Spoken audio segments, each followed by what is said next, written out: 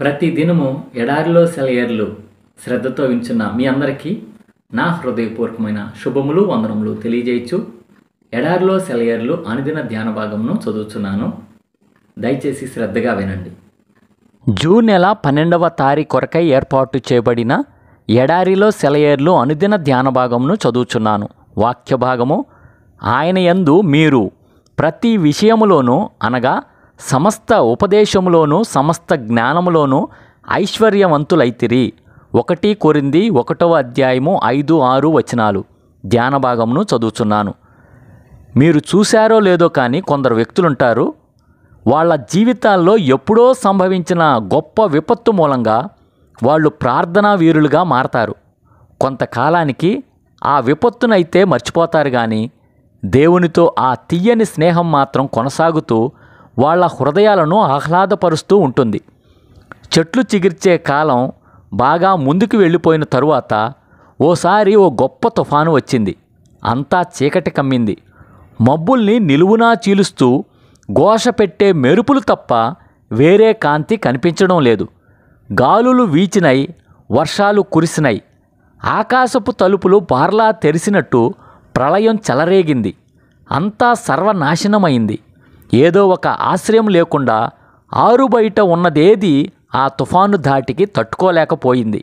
మహావృక్షాలే నిలువునా చీరుకుపోయాయి. కానీ త్వరలోనే మెరుపులు తగ్గినాయి. ఉరుములు అలసిపోయినట్టు చల్లబడినాయి. వాన వెలిసింది. పడమటి గాలి పరిమళాలను మోసుకొచ్చింది. మబ్బులు విడిపోయినాయి. నిష్క్రమిస్తున్న తుఫాను ఆకాశం మెడకి ఇంద్రధనుస్సును తువ్వాలుగా వేసి వెళ్ళిపోయింది. ఆ తుఫాను ఫలితంగా ఎన్నో వారాల పాటు మైదానాల్లో గరికపూలు తలనెత్తుకొని చిరునవ్వులు విరజిమ్మినాయి. ఆ వసంతమంతా గడ్డి పచ్చగా ఒత్తుగా పెరిగింది. సెలయేళ్ళు నిండుగా ప్రవహించినాయి. చెట్ల నీడ నేలకి చల్లని గొడుగు పట్టింది. ఇదంతా తుఫాను వచ్చి వెళ్ళినందువల్లనే. ప్రకృతి అంతా ఆ తుఫానుని, వర్షాన్ని, ఇంద్రధనుస్సుని ఎప్పుడో మర్చిపోయింది. వాగ్దానం చేసిన దేశానికి వెళ్ళడానికి దేవుడు మనకి సులువైన ప్రయాణాన్ని ఇవ్వకపోవచ్చు, కానీ ఆ ప్రయాణం క్షేమకరంగా మాత్రం ఉంటుంది. ఇండియాలో ఒకసారి ఒక తుఫాను మూలంగానే కొన్ని బంగారు గనులు బయటపడ్డాయి. మన బ్రతుకుల్లో వచ్చే కొన్ని తుఫానులు క్రీస్తులో బంగారు గనుల్ని కనుక్కోవడానికి మనకు సహాయపడలేదా? ఓ చిన్ని పుష్పమా, వర్షం వస్తుందా? వాన నీకు మంచిదే. ఎండ ఎక్కువైతే వాడిపోతావు. మేఘాలు గర్జించినా వాటి వెనుకే మెరుస్తోన్నది అందాల నీల గగన మండలం. ఓ లేత హృదయమా, అలసిపోయావా? బాధ నీకు క్షేమమే. బాధల్లోనే సుగుణాలు అలవడతాయి.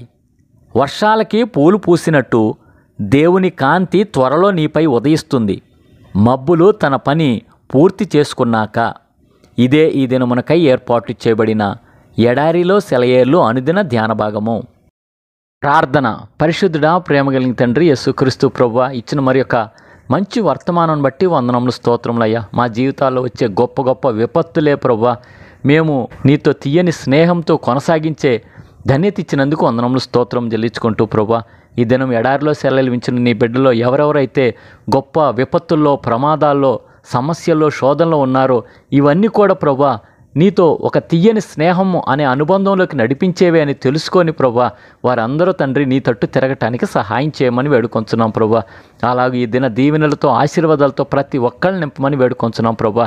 నీ బిడ్డలు ఎవరెవరైతే ప్రభువా ఆర్థిక బాధలతో చితికిపోయి ఉన్నారో కనికరం చూపించి ప్రభువా ఆ ఆర్థిక బాధల నుంచి నీవే లేవనెత్తమని వేడుకొంచున్నాం ప్రభువా. ఇంకా అలాగున తండ్రి ఎవరెవరైతే దీర్ఘకాలిక వ్యాధులతో అయా బాధపడుతుంటున్నారో ప్రభా వారి యొక్క దీర్ఘకాలిక వ్యాధుల నుంచి విడుదల దయచేయమని వేడుకొంచున్నాం ప్రభా. ఇంకా అలాగూ వివాహం కాని వారికి మంచి భాగస్వామిని దయచేయమని వేడుకొంచున్నాం ప్రభా. అలాగున బాలింతలు, శూలింతలు వారికి, వారి బిడ్డలకి క్షేమం దయచేయమని వేడుకొంచున్నాం ప్రభా. అలాగూ తండ్రి వివాహం అయ్యి బిడ్డలు లేని వారికి నీ చిత్తమైతే గర్భఫలం బహుమానంగా నీవే దయచేయమని వేడుకొంచు.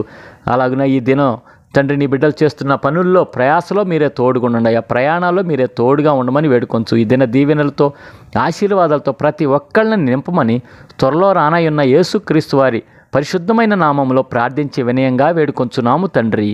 ఆమెన్. మన తండ్రి అయిన దేవుని యొక్క ప్రేమ, ప్రభువైన యేసుక్రీస్తు వారి కృప, పరిశుద్ధాత్మ యొక్క అన్యోన్య సహవాసము సదా మీ అందరికీ తోడై ఉండును గాక. Amen. Praise the Lord. Shalom. ఈరోజు దేవుని వాగ్దానము. మీ ప్రయాసము ప్రభువునందు వ్యర్థము కాదు. 1 కొరింథీయులకు రాసిన పత్రిక 15వ